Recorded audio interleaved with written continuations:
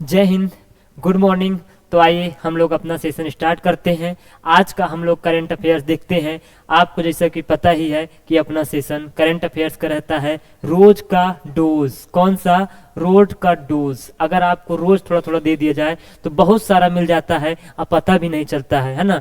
इसीलिए आज हम आपको एक कोट बताते हैं। आज का कोट ये है कि किसी भी बड़े से बड़े कार्य को, ठीक है, किसी भी बड़े से बड़े कार्य को आसान बनाकर, क्या करके, टुकड़ों टुकड़ों में डिवाइड करके, क्या करके, छोटे छोटे टुकड़ों में डिवाइड करके, टुकड़ों में बांट करके उसे पूरा किया जा सकता है, उसे संपन्न किया जा सकता है। तो आप लोग इस सिद्धांत को याद रखिए, ठीक है। थोड़ा थोड़ा पर डे हम लोग करंट अफेयर्स पढ़ेंगे और इसके साथ साथ स्टैटिक, तो आपका पूरा जीएस कंप्लीट हो जाएगा, ठीक है। तो ये आप लोग जान लीजिए, किसी भी बड़े से बड़े काम को टुकड़े टुकड़े में बांट के आसान बना करके हम उसे संपन्न कर सकते हैं। अब आइए हम लोग चलते हैं आज के अपने सेशन में। आपके सामने पहला क्वेश्चन ये रहा, आपको बताना होगा इसका राइट आंसर क्या होना चाहिए। आइए देखिए, आप लोग सब लोग देख लीजिएगा, आवाज वगैरह सब कुछ सही है। देखिए बताइए, राष्ट्रीय अंगदान दिवस कब मनाया जाता है? कब मनाया जाता है? 25 नवंबर, 26 नवंबर, 27 नवंबर या 28 नवंबर, ठीक है। तो आप लोगों को बताना होगा। इससे पहले हम आपको बता दें कि 26 नंबर को क्या मनाया गया है, आप लोगों को पता ही है, हमने बताया ही है, संविधान दिवस, विधि दिवस, दुग्ध दिवस। लेकिन 27 नवंबर को क्या मनाया जाता है? 27 नवंबर को अंगदान दिवस मनाया जाता है, ऑर्गन डोनेशन दिवस। आप सब लोग एक बहुत अच्छा काम कर सकते हैं, है ना, कि जब जाने से पहले अपना पूरा क्या करवा दें कि हम अपना अंगदान करना चाहते हैं जो किसी के काम आ सके। तो इस प्रक्रिया को प्रमोट करने के लिए, है ना, लगभग 10 सालों से क्या मनाया जाता है? अंगदान दिवस मनाया जाता है। कौन सा है? ये राष्ट्रीय है। अगर हम बात करें विश्व अंगदान दिवस कब मनाया जाता है, तो विश्व अंगदान दिवस 13 अगस्त को मनाया जाता है। कब मनाया जाता है? 13 अगस्त को मनाया जाता है। तो इसे आप लोग याद रखिएगा। 27 नवंबर को, कब? 27 नवंबर को राष्ट्रीय अंगदान दिवस। अब आपके सामने नेक्स्ट क्वेश्चन है, ये थोड़ा सा दूसरा टाइप का है। इसका राइट आंसर क्या होना चाहिए? भारत को कितने वर्षों के लिए यूनेस्को विश्व विरासत समिति के सदस्य के रूप में शामिल किया गया है? इंडिया को कहीं ना कहीं इंटरनेशनल लेवल पर बहुत बड़ी भूमिकाएं मिल रही हैं, तो कभी यूनेस्को में, तो कभी इकोसैक में, तो कहीं सिक्योरिटी काउंसिल में। तो आइए हम लोग इसे बहुत डिटेल से देखते हैं, इसको देखते हैं इसका राइट आंसर क्या होना चाहिए। तो यूनेस्को क्या है? अगर हम बात करें तो यूनेस्को क्या है? यूनेस्को क्या है? यूनेस्को एक क्या है? संगठन है। यूएन यानी यूनाइटेड नेशन, ई से क्या हो जाता है? एजुकेशन, एस से क्या हो जाता है? सोशल, और सी से क्या हो जाता है? कल्चरल, ठीक है। ऑर्गेनाइजेशन, सामाजिक, आर्थिक और सांस्कृतिक परिषद को क्या कहा जाता है? यूनेस्को कहा जाता है। इसमें यूनेस्को के समिति है, विश्व विरासत, वर्ल्ड हेरिटेज क्या बोलते हैं, कमेटी है। उसमें भारत को कितने वर्षों के लिए शामिल कर लिया गया है? तो भारत को 4 वर्षों के लिए शामिल कर लिया गया है। अगर हम बात करें तो आप लोग जानते होंगे यूएनओ का विकास कैसा हुआ? 24 अक्टूबर 1945 को, ठीक है, ब्रेटन वुड के, है ना, आधार पर होता है। लेकिन उसी में उसका एक अंग यूनेस्को है ना। उसके अलावा इकोसैक है, सामाजिक आर्थिक काउंसिल है, सामाजिक आर्थिक परिषद। इको से इकोनॉमी, सो से सोशियोलॉजी, सी से काउंसिल, सामाजिक आर्थिक परिषद। तो भारत कुछ समय पहले इसका भी सदस्य बनता है। किसका? इको सॉक का भी बनता है। कितने वर्षों के लिए? 3 वर्षों के लिए भारत इसका भी सदस्य बनता है। सिक्योरिटी काउंसिल यानी सुरक्षा परिषद, जो सबसे प्रमुख होता है, जिसमें 15 सदस्य होते हैं। कितने होते हैं? 15 सदस्य होते हैं, जिसमें 5 स्थायी होते हैं और 10 अस्थायी। 5 स्थायी आप लोग जानते हो, ठीक है ना, फ्रांस, रूस, ब्रिटेन, अमेरिका, चीन, ठीक है। 5 क्या है? स्थायी है, परमानेंट है, वीटो पावर है उनके पास। लेकिन 10 जो है, तो 10 अस्थायी हैं। तो उसी में अपना इंडिया कुछ समय शामिल था। अगर हम आपको बता दें कि अगस्त 2021 में, कब? अगस्त 2021 में इंडिया इसका क्या था? अध्यक्ष था। किसका? सिक्योरिटी काउंसिल का अध्यक्ष था। बहुत इंपॉर्टेंट है, सुरक्षा परिषद। क्या है ये? सुरक्षा परिषद। तो इंडिया इसका क्या था? अध्यक्ष था सिक्योरिटी काउंसिल का। कब? अगस्त 2021 में, 1 महीने के लिए बनाया गया था। तो आप लोग इसे रट लीजिए, याद रख लीजिए। इकोसोक में भी था, है 3 वर्षों के लिए। सुरक्षा परिषद में 1 महीना के लिए अध्यक्ष ही बन गया था। ठीक है, सदस्य भी है 15 इसमें सदस्य होते हैं, जिसमें 5 परमानेंट होते हैं और 10 टेम्पररी होते हैं। अगर हम बात करें यूनेस्को का, तो यूनेस्को के किस में? वर्ल्ड विरासत कमेटी में, तो वर्ल्ड हेरिटेज कमेटी में शामिल कर लिया गया है। अगर हम बात करें कि इंडिया में कितने जगह को वर्ल्ड हेरिटेज में शामिल किया गया है, तो 40 जगहों को, कितने को? 40 जगहों को वर्ल्ड हेरिटेज में शामिल किया गया है, जिसमें से कंचनजंगा यहाँ पे कैसा होता है? एक होता है प्राकृतिक होता है, यानी कि नेचुरल होता है, दूसरा कैसा होता है? सांस्कृतिक होता है। तो अगर हम बात करें, ठीक है, प्राकृतिक में कितना है? 32, संस्कृत में कितना है? 7, और एक किसमें है? एक कंचनजंगा। ठीक है, कंचनजंगा जो है ये मिक्स्ड है। कैसा है? मिश्रित है। ये कैसा है? एकदम मिला जुला हुआ है। कंचनजंगा कल्चरल भी है और नेचुरल भी है, इसलिए बहुत इंपॉर्टेंट है। आप लोग इसे एकदम बहुत अच्छे तरीके से याद रखिएगा। अब यहाँ से कोई क्वेश्चन आएगा तो आप एकदम क्लियर रखोगे। हाँ, अभी हाल ही में कौन शामिल किया गया है विश्व विरासत शहर में? तो कौन सा 40वें नंबर का शामिल किया गया है? धौलावीरा। कौन सा शामिल किया गया है? धौलावीरा। 39 का कौन सा किया गया है? तो रमप्पा मंदिर शामिल किया गया है। आप लोग याद रखिएगा। मध्य प्रदेश के 2 शहर कौन है? ग्वालियर और ओरछा को भी वर्ल्ड हेरिटेज सिटी में, ठीक है, सिटी में शामिल किया गया है। किसमें? शहर में। ये क्या है? दूसरा है। शहरों में कौन शामिल किया गया है? इंदौर और ओरछा को, जयपुर को और अहमदाबाद। ठीक है, 4 शहरों को शामिल कर लिया गया है। तो ये आप लोग याद रखिएगा। लेकिन अगर बात करें यूनेस्को का कितने वर्ष के लिए बनाया गया है, तो 4 वर्षों के लिए बनाया गया है। इकोसोक कितने वर्षों के लिए बनाया गया है? 3 वर्षों के लिए बनाया गया है। सिक्योरिटी काउंसिल में 1 महीने का अध्यक्ष ही रहा है। अगर बात करें तो 40 वर्ल्ड हेरिटेज मध्य इंडिया में है, जिसमें से 32 और 7 1 क्या है? मिक्स्ड है। कंचनजंगा है। 40वां कौन सा? धौलावीरा। यूपीएससी एग्जाम में पूछा था इस बार। ठीक है, रमप्पा 39 वाला है। अगर हम बात करें मध्य प्रदेश के शहर कौन से हैं, तो ग्वालियर और ओरछा शहर को शामिल किया गया है वर्ल्ड हेरिटेज सिटी में। अब देखते हैं नेक्स्ट क्वेश्चन।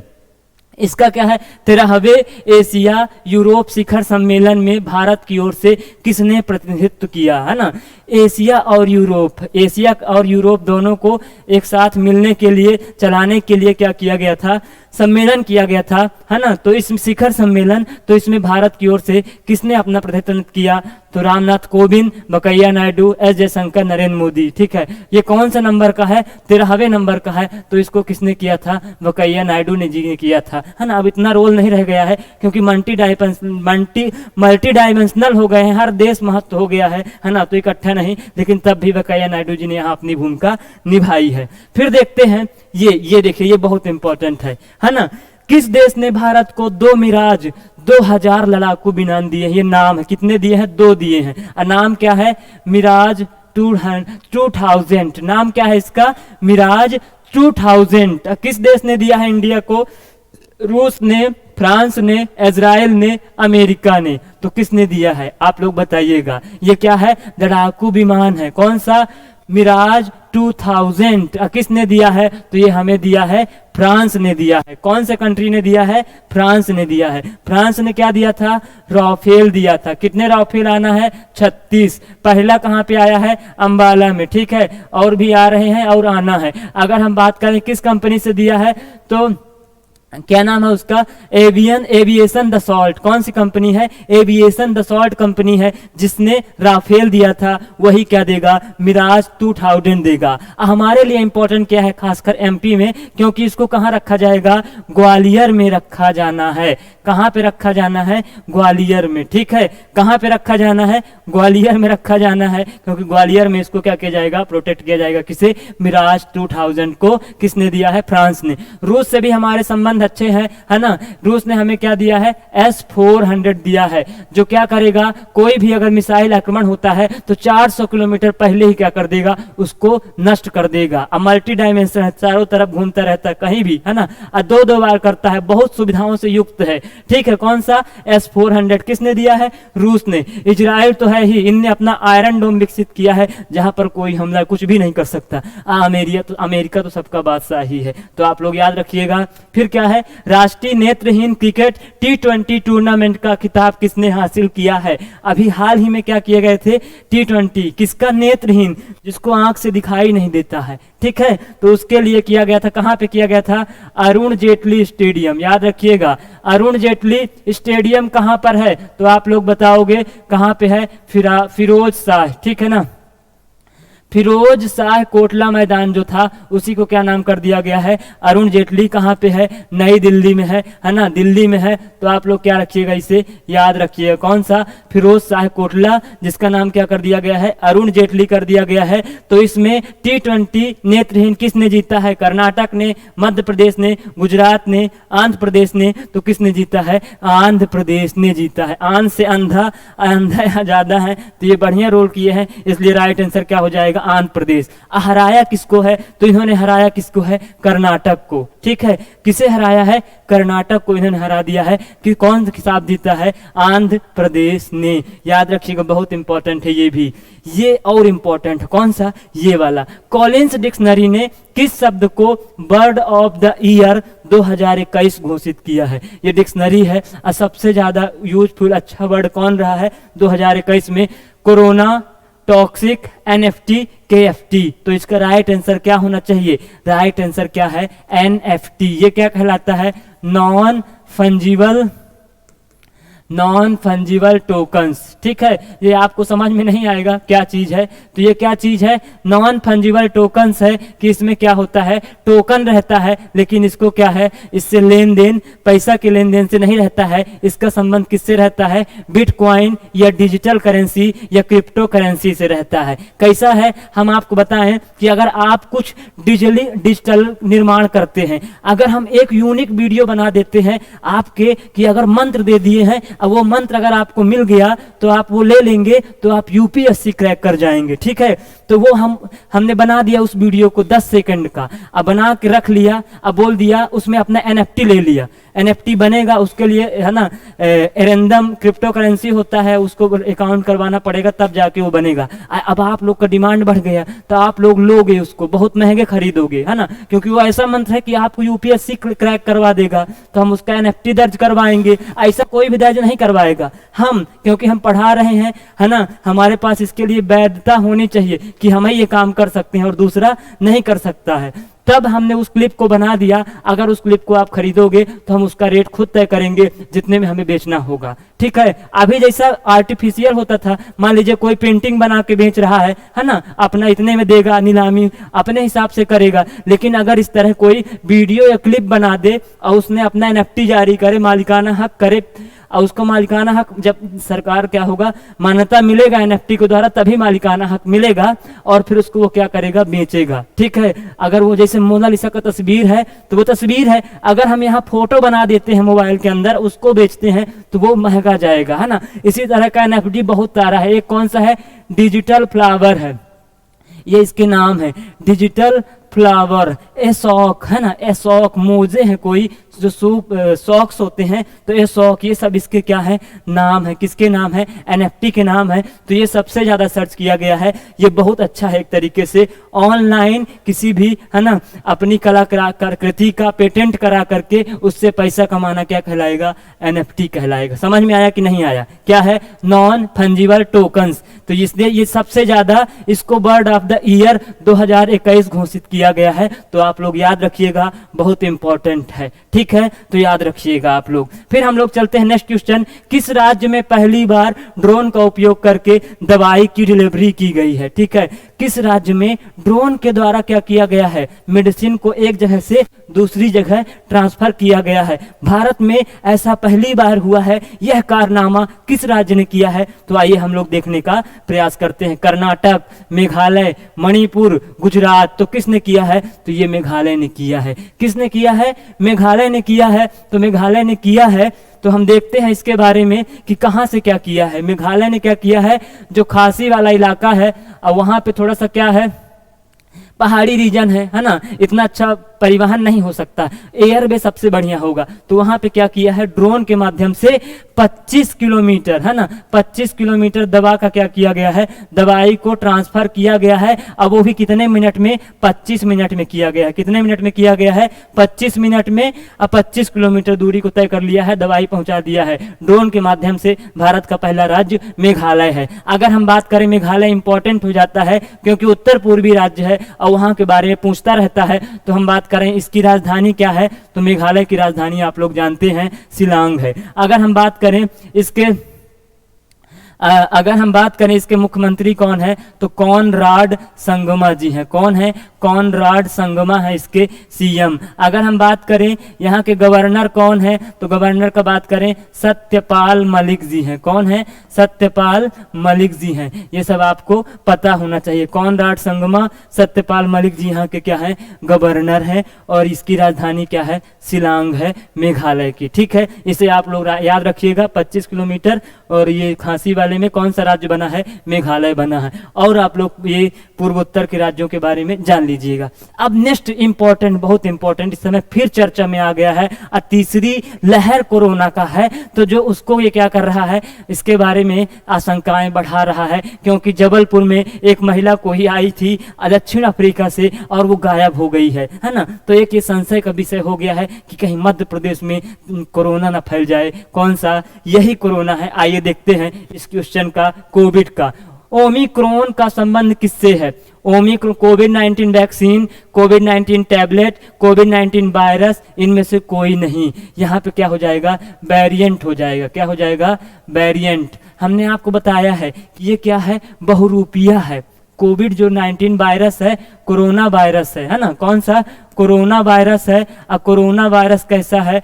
बहुरूपिया है। अब बहुरूपिया कैसे है? क्योंकि अपना रूप बदलता रहता है, अपना आरएनए चेंज करता रहता है, तो म्यूटेंट कहते हैं इसे। ठीक है, रूप बदलना तो क्या कहलाता है? म्यूटेशन या उत्परिवर्तन कहलाता है। ठीक है, तो यह चेंज करता रहता है। जो चेंज होते हैं उसे क्या कहते हैं? वेरिएंट कहते हैं। Kappa variant, delta variant. ठीक है, इस तरीके से बहुत सारे वेरिएंट बने हुए हैं। अगर हम बात करें तो ये कौन सा वेरिएंट है? ओमिक्रॉन। ठीक है, ओमिक्रॉन भी क्या हो गया है? ये नेक्स्ट वेरिएंट आया है। इसको क्या कहते हैं? B1.1.529 हमने पिछली क्लास में बताया था। दक्षिण अफ्रीका से ये शुरुआत हुआ है, बहुत स्पीड से ये फैलता है, 12 गुना तेजी से ये पहले वाले डेल्टा से फैलता है। अगर हम बात करें तो कोरोना क्या है? सार्स परिवार है। तो CARS, सार्स का क्या फुल फॉर्म होता है? Severe acute respiratory system. ठीक है, ये सीधे कहाँ पे आक्रमण करता है? आपके श्वसन तंत्र में, रिस्पिरेटरी सिस्टम में। रेस्पिरेटरी सिस्टम में क्या करता है? ये सीधे अटैक कर देता है ना। सार्स का फुल फॉर्म ये होता है, याद रखिएगा, पूछा जाएगा। Severe acute respiratory system.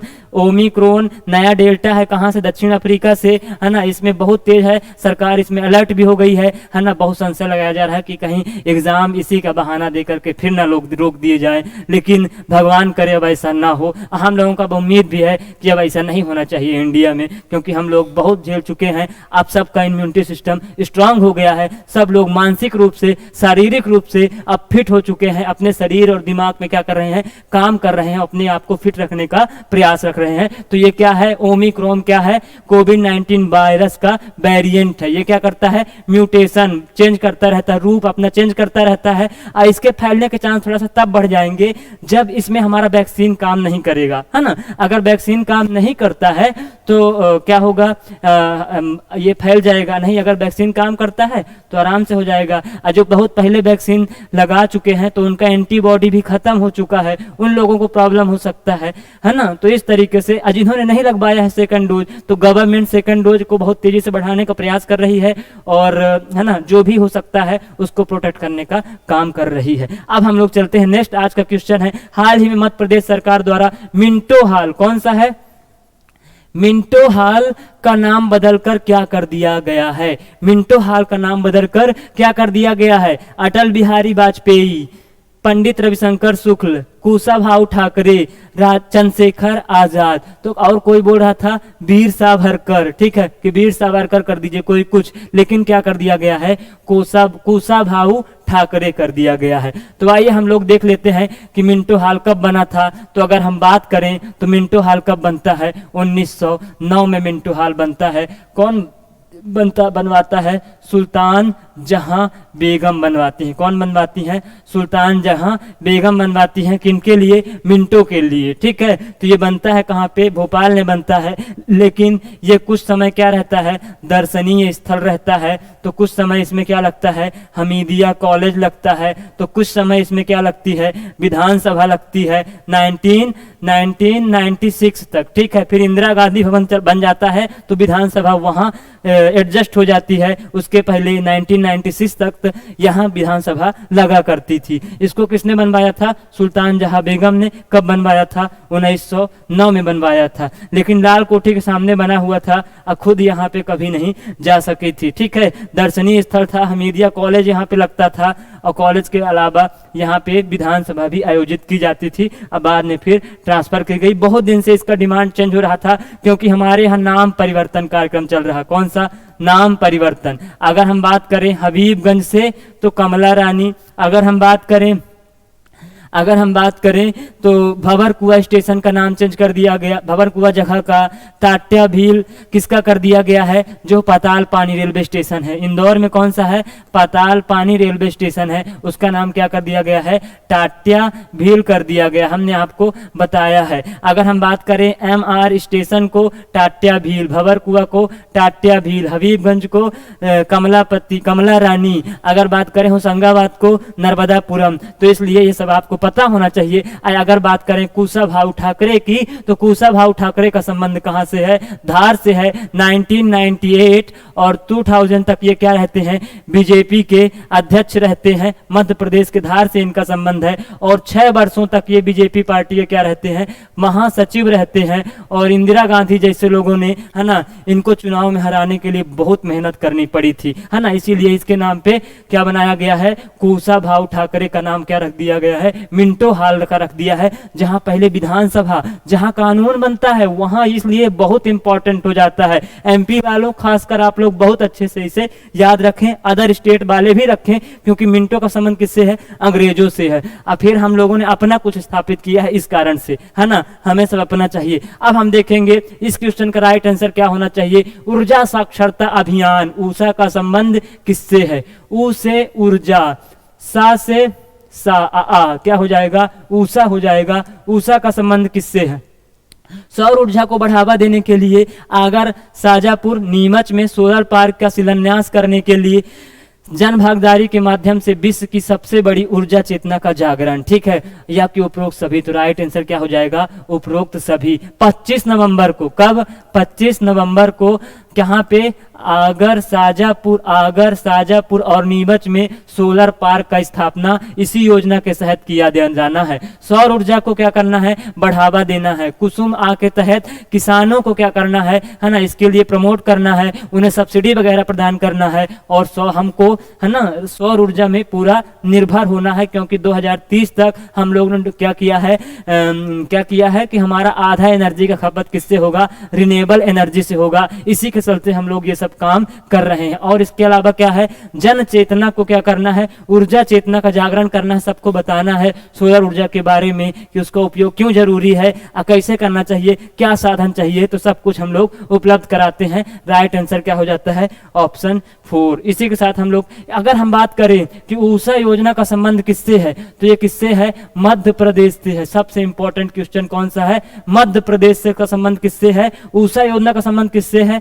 Madhya Pradesh से है। कहाँ कहाँ पर स्थापित किया गया है? आगर, शाजापुर, नीमच। अगर हम बात करें गुड़ में, यहाँ पर रीवा जिला में 750 मेगावाट का क्या बनाया गया है? मेगावाट का सोलर ऊर्जा प्लांट बनाया गया है। किसका शुरुआत कब किया गया है? 20 जुलाई 2021 को इसका शुरुआत प्रधानमंत्री नरेंद्र मोदी के द्वारा किया गया है। इसको आप एकदम रट लीजिएगा, बहुत इंपॉर्टेंट है। देश का सबसे बड़ा सौर ऊर्जा प्लांट कहाँ पर है? तो हम बात करें राजस्थान में है। ठीक है, राजस्थान में शायद जोधपुर साइड है, जहाँ 2200 के लगभग आसपास वहां पर मेगावाट का एनर्जी बनता है। ठीक है, तो हम लोग इतना ही करते हैं, इसको जल्दी से एक बार रिवाइज करते हैं और फिर आज के सेशन को एंड करते हैं। रिवीजन सबसे जरूरी होता है, क्योंकि रिवीजन हमें क्या करवाता है? परफेक्शन लाता है। देखिए, राष्ट्रीय अंगदान दिवस कब मनाया गया? 27 नवंबर। विश्व वाला कब मनाया जाता है? 13 अगस्त को। भारत को कितने वर्षों के लिए यूनेस्को विश्व विरासत समिति का सदस्य बनाया गया है? तो 4 वर्षों के लिए। इकोसैक का कितने वर्षों के लिए बनाया गया है? तो इकोसैक का 3 वर्षों के लिए। सामाजिक आर्थिक परिषद में अगर हम बात करें सुरक्षा परिषद में या सिक्योरिटी काउंसिल में, तो उसमें 1 महीना के लिए भारत पूरी दुनिया का रहा है, अध्यक्ष रहा है, अगस्त माह 2021 में। ठीक है, जिसमें 15 सदस्य होते हैं, जिसमें 5 स्थायी, 10 अस्थायी, 5 मेन जो आप लोग जानते हैं। अगर हम बात करें इसमें यूनेस्को में, तो इसमें 40 है। 40वां कौन सा बना है? धौलावीरा बना है। 13वें एशिया यूरोप शिखर सम्मेलन की ओर से किसने प्रतिनिधित्व किया है? भारत की ओर से वेंकैया नायडू ने किया है। किस देश ने भारत को 2 मिराज 2000 दिया है? तो फ्रांस ने दिया है। फ्रांस का कौन सा कंपनी दिया है? तो फ्रांस का द असॉल्ट कंपनी ने दिया है। इसको कहाँ पे स्थापित किया जाना है? ग्वालियर में स्थापित किया जाना है। राष्ट्रीय नेत्रहीन क्रिकेट T20 टूर्नामेंट का खिताब किसने जीता है? तो आंध्र प्रदेश ने जीता है, अरुण जेटली स्टेडियम दिल्ली। किसे हराया है? कर्नाटक को। कॉलिंस डिक्शनरी ने किस शब्द को bird of the year 2020 very important है, तो किसे घोषित किया है? NFT को, नॉन फंजिबल टोकन्स। ठीक है, डिजिटल में अपनी वस्तु को बना करके, यूनिक चीजों को बना करके बेचना। और वहां पैसे का लेन देन नहीं होगा। किसका लेन देन होगा? क्रिप्टो करेंसी के माध्यम से लेन देन होगा। ठीक है, वहां आपको अकाउंट में क्रिप्टो करेंसी में दर्ज करवाना होगा, तब आपको उसमें क्या आएगा? पैसा वगैरह आएगा, तभी आप लोग NFT कर सकते हो, है ना। जिसे इसमें नाम बताएं तो एक NFT क्या है? डिजिटल फ्लावर है। कितने में बिचा था? 12 लाख में। कितने में? 12 लाख में बिका था। कितने में बिका था? 12 लाख रुपए में बिका था। डिजिटल फ्लावर फूल था एक, है ना। उसमें केवल सब डिजिटल ही रहेगा। अगर हम बात करें ये सॉक, ये मोजे है ना, सॉक्स, तो ये भी बहुत महंगे 20 लाख में बिके थे। ठीक है, ये कलाकारी। अगर हम बात करें किस राज्य में पहली बार ड्रोन का उपयोग करके दवाई की डिलीवरी की गई है? तो मेघालय राज्य में किया गया है, खासी वाले इलाका में। 25 मेघालय शिलांग कॉनरॉड यहाँ के मुख्यमंत्री, हमने आपको बताया है। ओमिक्रॉन का संबंध किससे है? कोविड-19 वायरस का, है ना। ये वेरिएंट है कप्पा डेल्टा जैसे। ओमिक्रॉन है बहुरूपिया, इसका वैसे क्या है? V1.1.1.529 है। सार्स के बाद कोरोना वायरस, सार्स का फुल फॉर्म क्या है? Severe acute respiratory system. अगर हम बात करें तो हाल ही में मध्य प्रदेश ने किसको मिंटो हॉल का नाम क्या कर दिया है? कुशाभाऊ ठाकरे। ठीक है, कुछ लोगों ने वीर सावरकर के बारे में बोला था, कुछ लोगों ने कुछ, लेकिन कैबिनेट ने इसे किससे मंजूरी दे दी है? कुशाभाऊ ठाकरे को दे दिया है। मिंटो हॉल कब बना था? ये सब आप लोगों ने हमें बताया है, आप लोग बहुत अच्छे से देख लीजिएगा। अगर हम बात करें ऊषा ऊर्जा का संबंध किससे है? तो सौर ऊर्जा के बढ़ावा को देने से है। यहाँ पर स्थापित किया गया है। किस राज्य में है? तो मध्य प्रदेश में है। मध्य प्रदेश में गुड़ में 750 मेगावाट, भारत का राजस्थान में, ठीक है, पावर प्लांट लगाया गया है। इसी के साथ हम लोग आज के सेशन को एंड करते हैं। अगर आपको हमारा काम अच्छा लगता है तो लाइक करें, शेयर जरूर करें, कमेंट करें, कुछ भी सुझाव फीडबैक देना हो तो जरूर करें। Okay, thank you.